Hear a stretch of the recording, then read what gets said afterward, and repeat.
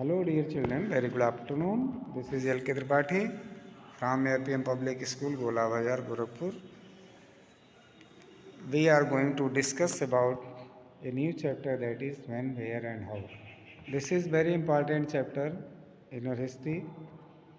First of all, how important are dates?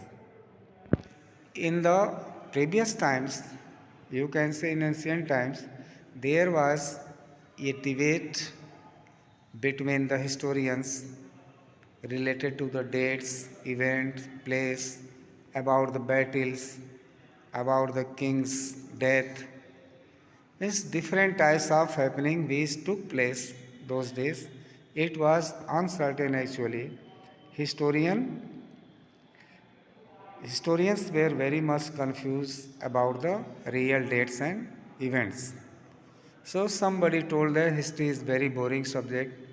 This is not entering the mind completely. All these things we shall discuss about through this chapter. So let's get started. How important are dates? There was a time when historians were fascinated with dates. There were heated debates about the dates on which rulers were crowned or battles were fought. In the common sense notion, history was synonymous with dates. You may have heard people say, I find history boring because it is all about memorizing dates. Is such a conception true? No. We can say no, this conception is not true. History is not a boring subject. This is very interesting subject because all the facts which happened last years, last days or last decades, last century, whatever we can say, that was all true in sense.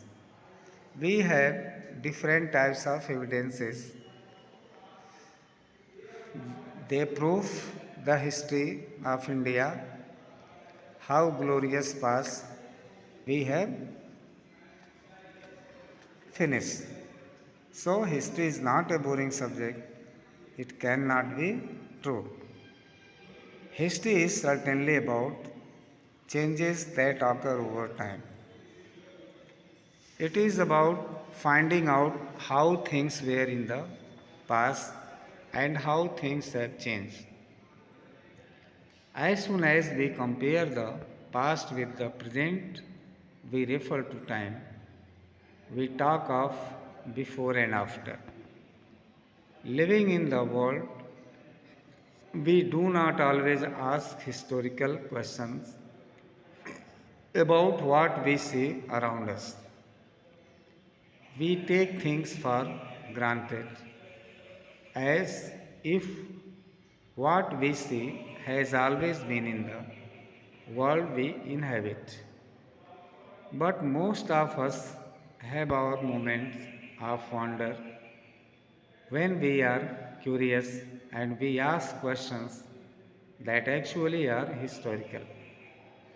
Watching someone sip a cup of tea at a roadside tea stall, you may wonder, when did people begin to drink tea or coffee? Looking out of the window of a train, you may ask yourself, when were railways built and how did people travel long distances before the age of railways? Reading the newspaper in the morning, you may be curious to know how people got to hear about things before newspapers began to be printed. Meant to say that in the early time, when there was no any invention of all these things to collect the evidences or proof in written or recorded way, so It was difficult to preserve them that time, but when all these inventions took place, the exact dates, approximate times, events, places were noted down those days by the historians. At present, we can find all such information and evidences collected earlier in different types of rooms, archives, museums, and historical places. All such historical questions refer us back to notions of time. But time does not have to be always precisely dated in terms of a particular year or a month. Sometimes it is actually incorrect to fix precise dates to process that happened over a period of time. People in India did not begin drinking tea one fine day. They developed a taste for it over time. There can be no one clear date for a process such as this. Similarly, we cannot fix one single date on which British rule was established, or the national movement started, or changes took place within the economy and society. All these things happen over a stage of time. We can only refer to a span of time, an approximate period over which particular changes become visible. Why then do we continue to associate history with a string of dates? This association has a reason. There was a time when history was an account of battles and big events. It was about rulers and their policies. Historians wrote about the year a king was crowned, the year he married, the year he had a child, the year he fought a particular war, the year he died, and the year the next ruler succeeded to the throne. For events such as these, specific dates can be determined, and in histories such as these, debates about dates continue to be important. As you have seen in the history textbooks of the past 2 years, historians now write about a host of other issues and other questions. They look at how people earn their livelihood, what they produce and ate, how cities developed and markets came up, how kingdoms were formed and new ideas spread, and how cultures and society changed. Now, the next point is which dates, by what criteria do we choose a set of dates as important? The dates we select, the dates around which we compose our story of the past, are not important on their own. They become vital because we focus on a particular set of events as important. If our focus of study changes, if we begin to look at new issues, a new set of dates will appear significant. Consider an example. In the histories written by British historians in India, the rule of each Governor General was important. These histories begin with the rule of the first Governor General, Warren Hastings, and ended with the last Viceroy, Lord Mountbatten. In separate chapters, we read about the deeds of others. Hastings, Wellesley, Bentix, Dalhousie, Canning, Lawrence, Luton, Ripon, Curzon, Harding, Irwin, etc. It was a seemingly never ending succession of governor generals and viceroys. All the dates in these history books were linked to these personalities, to their activities, policies, achievements. It was as if there was nothing outside their lives that was important for us to know. The chronology of their lives marked the different chapters of the history of British India. Can we not write about the history of this period in a different way? How to focus on the activities of different groups and classes in Indian society within the format of this history of governor generals? When we write history or a story, we divide it into chapters. Why do we do this? It is to give each chapter some coherence. It is to tell a story in a way that makes some sense and can be followed.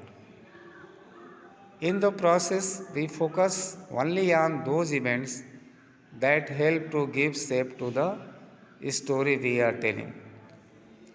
In the histories that revolves around the life of British Governor Generals, the activities of Indians simply do not fit. They have no space. What then do we do? Clearly, we need another format for our history.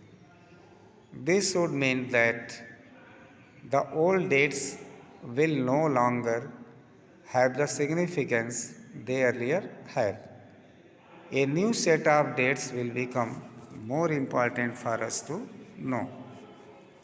How do we periodize? History को हम कैसे पीरियडाइज करते हैं? In 1817, James Mill, a Scottish economist and political philosopher, published a massive 3-volume work, A History of British India.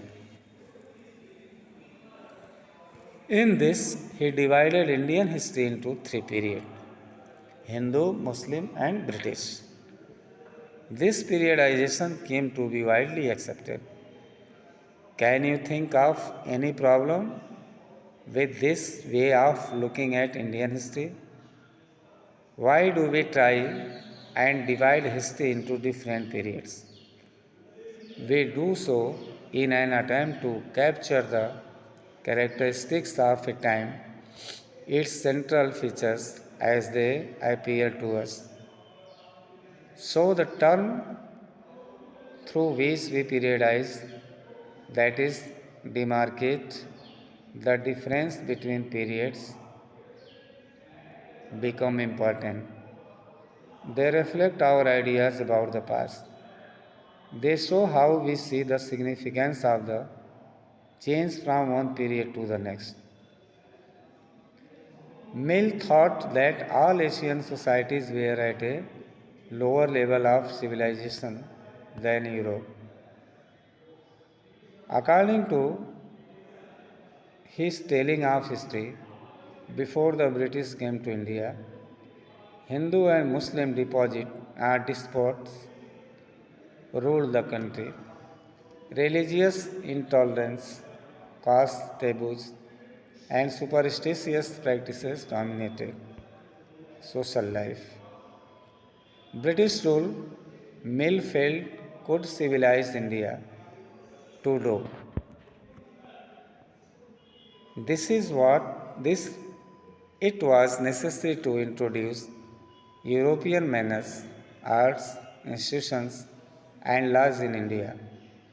Mill, in fact, suggested that the British should conquer all the territories in India to ensure the enlightenment and happiness of the Indian people.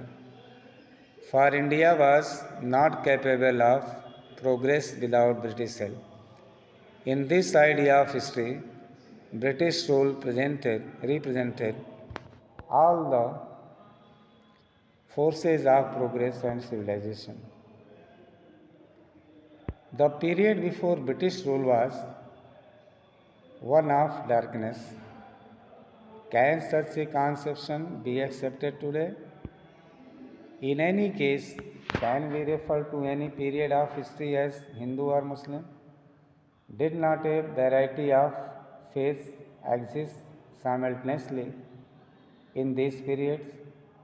Why should we characterize an age only through the religion of the rulers of the time? To do so is to suggest that the lives and practices of the others do not really matter. We should also remember that even rulers in ancient India did not all share the same faith. So, in this way, we can say the period of history is based on Hindu and Muslim domination. These two dynasties rule the country time to time. We should also remember that the rulers, even in ancient India, did not all share the same faith. एक जैसी विचारधारा सबकी नहीं रही, एक जैसा सबका जो है ट्रीटमेंट नहीं रहा. हमने इसको जो है इस डिस्कशन में देखा. Next we shall discuss about more facts about the chapters. Till then, goodbye and have a nice day.